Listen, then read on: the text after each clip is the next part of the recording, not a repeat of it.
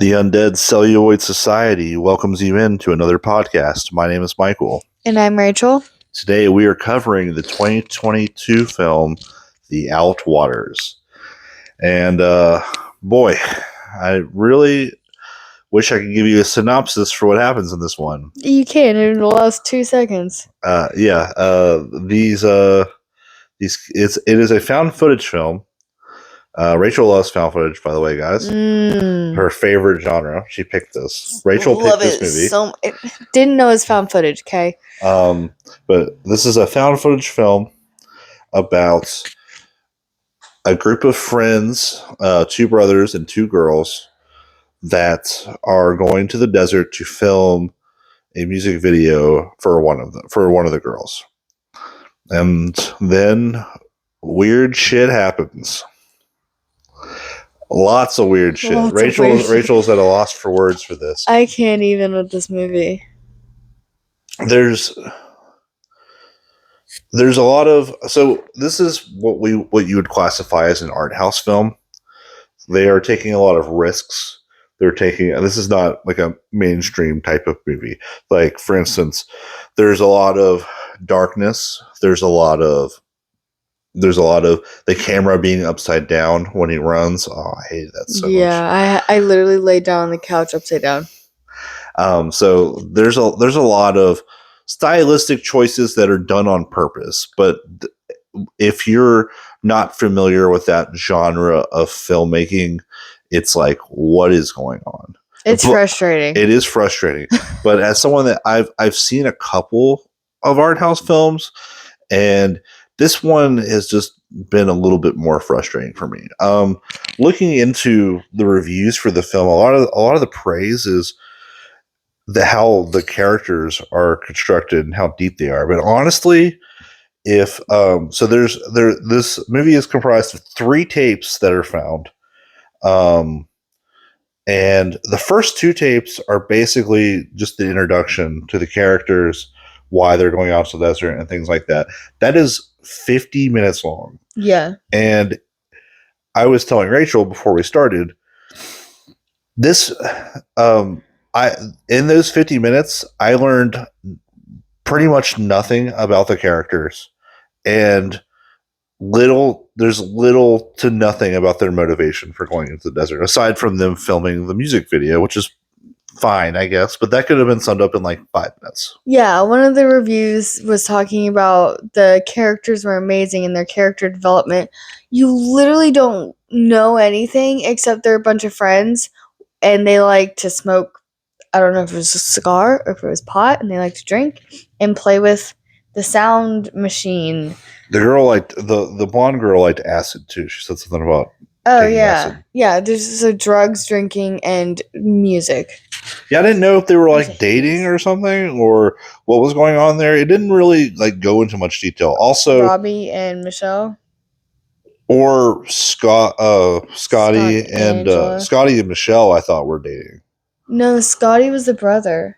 Scotty is his brother, yes, but I didn't know if they were boyfriend and girlfriend. I didn't know. Like their relationship's not established. I don't know, but literally Scotty has like 5 lines in this whole movie. He does. He doesn't have that much screen time either. And you would think that would be because your assumption is probably, oh, he's the guy behind the camera.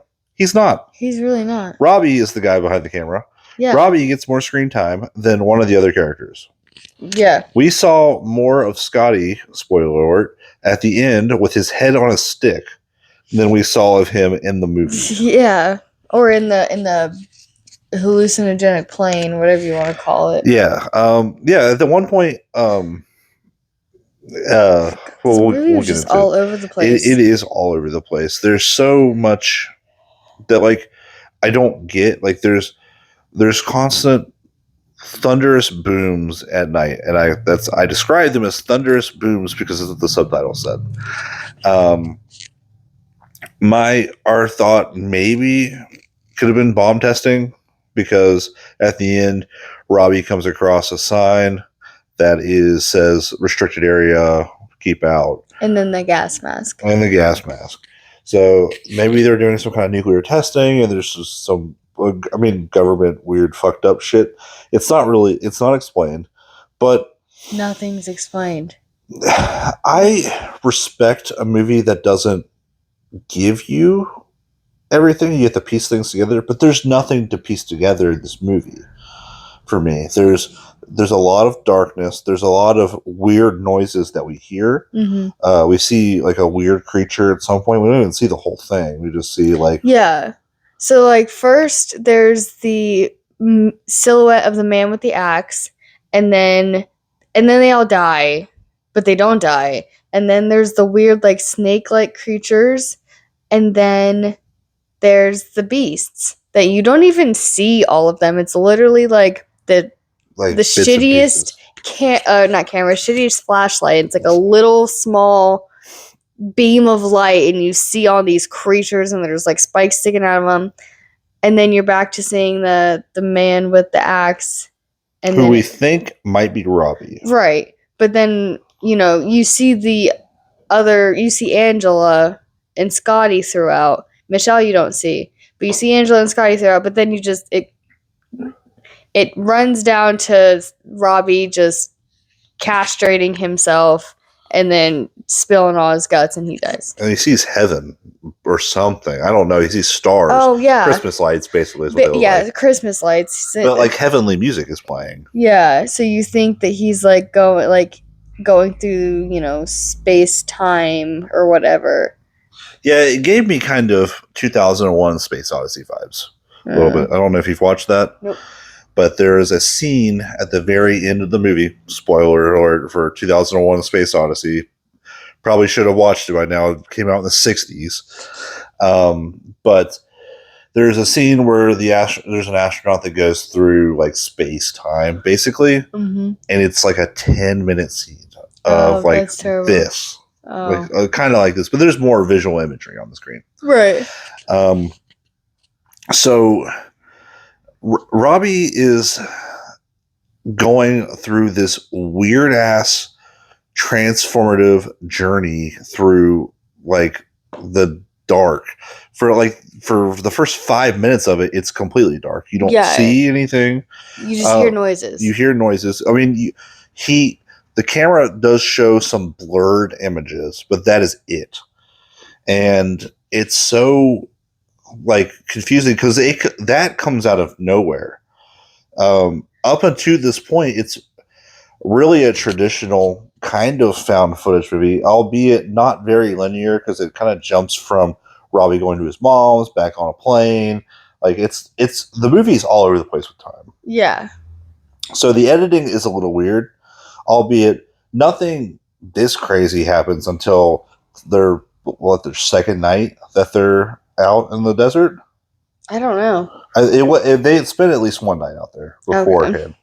Okay. The coolest shot in the movie for me is, but the problem is that they keep overdoing it, is the shot of Robbie trying to get Michelle to walk, like in the desert.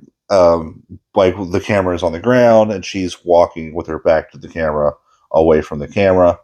It is a cool shot. The problem is that they redo that shot like 10 more times. Yeah. And it's just it's too much. Like callback for like it's like, oh, we did something cool. We have to repeat that. Oh, and like let me just say that they all die. So the movie is an hour and 50 minutes long. Yes. They all die after 50 minutes. So you have an hour of just running through the fucking dark with flashing lights and like vague images. Yeah. Yeah, and at one point Robbie's he's like underwater.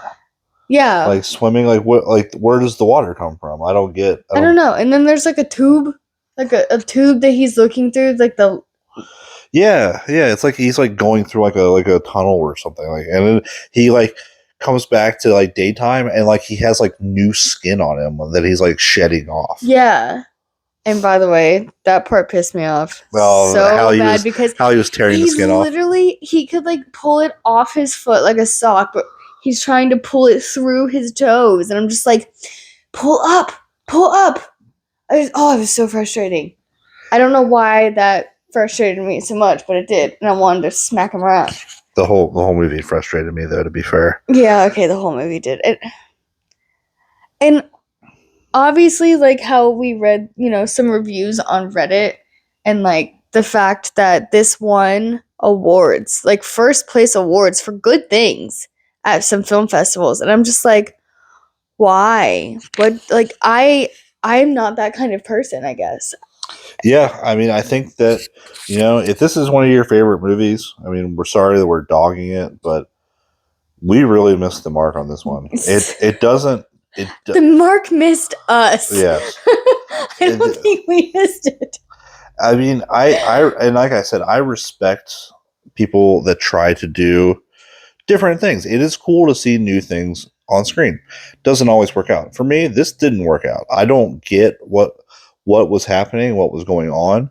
The character motivation was pretty weak to go all the way out to the desert. They traveled really far for this too. It seemed like, because they went the Robbie's on a plane twice. Mm-hmm. I don't know if that's the same plane ride though. It could be, but it's too much effort. Also, that girl is not that great of a musician. No, auto-tune, but that's probably just for the movie's sake. That is, yeah.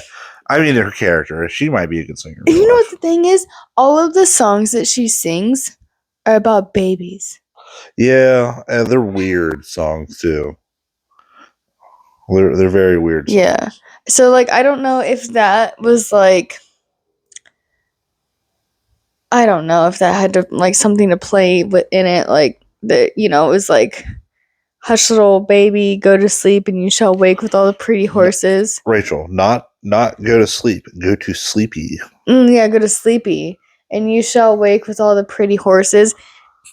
And lo and behold, there's donkeys. Yeah, they're donkeys. I think the donkeys were trying to warn them away. I really do. The donkeys, just because, like, they just stood in the middle of the road. And at first, I was like... side-eyeing them. Yeah, but at first I was, like, asking you. I was like, is this actually, like, did they pay to have these donkeys here? Or was this just a coincidence and these donkeys are in the desert and they just decided to add it? Well, they keep showing up. But they keep showing up, so I'm thinking it was on purpose. So I think the donkeys were trying to warn them away. But again, I don't know if some of that's reused footage or not. There's so much that's, like, confusing to me. Yeah. We don't have a lot of good establishing stuff in this film. Also, I don't know who said this. I forget which reviewer said this. This is not this generation's Blair Witch. Oh, yeah, no. At all. No. You at least kind of have, like, an inkling as to shit that's going on, and you can see. And it's explained so much better in Yeah. the Blair Witch. This is not this generation's Blair Witch. It is not. I understand people saying that for, like, the hype, get people to watch it, but no, you're gonna be very disappointed if you're expecting the Blair Witch Project 1999 and the Outwaters 2022. You're gonna be pretty pissed off. Yeah, no, not great. And honestly, I'm not a auditory person. Mm-hmm. I need to see things. And the fact that, like, the last hour of this movie was pretty much shot within a, that little beam of light. It was a really bad camera shot. No, it was supposed to be a flashlight. Was that supposed to be a flashlight? Yeah, it was supposed to be a flashlight. So the world's shittiest flashlight, this little beam of light, and that's all you're seeing. Like, that pissed. I would rather, like I said to you before, I would rather watch Birdemic again than ever watch that again. That's how much that movie pissed me off. You know what that shot kind of looks like? You ever look out of binoculars the wrong way? Yeah. That's what it looked like. Yeah. Like, you see nothing. Like, you might know what you're looking at a little bit, but, like... It's, like, so small and tiny. Yeah. And then, like, what's the whole thing with the beasts? Yeah, they're like eel things or something. I don't even know what they are. No, you just see a bunch of, like, spikes. And then he uses one of those spikes to disembowel himself and castrate himself. That looked like a tooth that looked like a shark tooth. It did. It probably was. It might have been. But I'm thinking he cut his dick off. Yeah, I was kind of confused. And then he was like kind of like not playing with it, but like he was like, I don't know. It was fucking weird. That also wasn't expecting to see boobs in this movie. That not Michelle. What's the other girl's name? Angela. Angela is like, for some reason, they're all covered in blood. but the last hour of the movie, they're all covered in blood, all smeared. Oh yeah. But she's covered in blood and she's like topless, but she's like groping herself. Yeah. Like rubbing on her boobs and stuff in a really sensual way. And the whole time he's saying like prayers. Like Lord prayers. Yeah. Asking for forgiveness and salvation. And protection and all that stuff. So I'm like the one review about, how angels are sexless. That's a theory. Yeah. Right. But I'm saying like, bathed in the blood of Christ, like they're all being reborn or something. I don't know. And he became an angel. And then he killed himself. I would really like to speak to this director and kind of get an idea of what he was trying to go for. I know that people don't want to give away their secrets. They like people to speculate on it because it helps a lot. But I would really like to hear the inspiration behind this movie. Because I mean it's shot so absurdly that there is a point. It's just not being made to me. Like I'm not seeing it. Right, yeah. So I'm just not like I'm not an artistically creative person. We'll try another one in the future at some point and see, because this I don't think this is a very good example of an art house film. Yeah, no, it was, I mean, like you said, respect, you tried something different. It just wasn't for me. It was too different. There was the biggest issue is that there's so much fat that could be cut off of this movie. That is a problem. I am a huge fan of found footage. It's one of my favorite genres of horror. When it's done right, it is effective. It's really good. The problem is that a lot of them have so much BS at the beginning that's so unnecessary. Agreed. There's some movies that take risks in other ways that work out very well. This one just doesn't. This movie could have been easily 30 minutes long. Easily. Sorry guys, my cat wants to talk. Yeah, we got an attacking sparrow. Yeah, just because she's flighty like a bird. Anyway, yeah. So, I have literally nothing else to say about. Yeah, we've kind of run through what happens in the film, because spoiler, guys, you guys go to watch this. Not a lot happens. Not much happens at all. It's like this movie and Birdemic actually have something in common. The first 50 minutes could be cut. Remember, that's what I was saying. I'm like, is this going to be another 45 minutes where nothing fucking happens? And I was right. That hour and 50 minutes is long, man. Yes. This movie felt like 5 hours long. And then what's the whole thing where Robbie literally is in the tent, and then he hears someone saying his name, so he comes out of the tent, and he's in his mom's apartment. He has to be in some kind of like purgatory or something, I would say. Like he had to have died. He had to have. Well, the axe murderer kills him. Maybe that's why he keeps axe murderer him. He sees that later, yes, but we don't know that at the time. You know what? Actually, not that I'm going to, but I wish I would have looked up the seven. 7 Deadly Sins? No, 9 Gates of Hell. What is? Dante's Inferno? Yeah, because I don't think it's. You don't think? No, because you have beasts in one of his layers. That's true, and there is a level of hell that you hear deafening sounds. Yeah. So, and that does happen in this. So, but at the end, when you get to the ninth circle, you do encounter the devil. You see the devil himself. That's where he resides. And then once you get out of that, you're out. So maybe that beast was the devil. It could have been. Or maybe it was. Because you do hear a demonic voice at one point, and we know that because Tubi subtitles said demonic voice. Yeah, kind of sounded like a demonic voice too. Show them now, or show me. Show them, or something. I forget what he says. Yeah. There's a one point too where Robbie's like, "Who am I? Who am I? Who am I?" And he says that like 10 times, and I'm like, "You're Robbie, dog." You're Robbie, yeah. Like, I'm like, is this because of the concussion or like what's going on? It wasn't a concussion. He got an axe in the back of his head. I'm thinking it was this flat end though, because he didn't have like a. He had some squishy stuff. He was messing with it. Yeah, that was gross. Yeah, it was pretty nasty. I will say, there's a lot of blood. There's an Evil Dead amount of blood almost. That was a lot. Impressive, commend you on that. Yeah, there's really not a whole lot else to say. If you guys have watched the Outwaters, you got any theories, please share. Tell us in the comments. Let us know what you think. We'd love to hear an explanation from someone. If you like this movie, tell us why you like it. Just because we don't like it, we're not the end all be all for critics. Yeah, no. Share your thoughts down in the comments below. We thank you guys so much for listening. Oh, hold on. We have to do our rating. I know. I was getting a little ahead of myself. Getting a little ahead of myself. We're just all miscombobulated. No rating. No, I'm just kidding. Okay, so I will go first. Yeah. Movie production out of 5. They took a risk, and I respect that.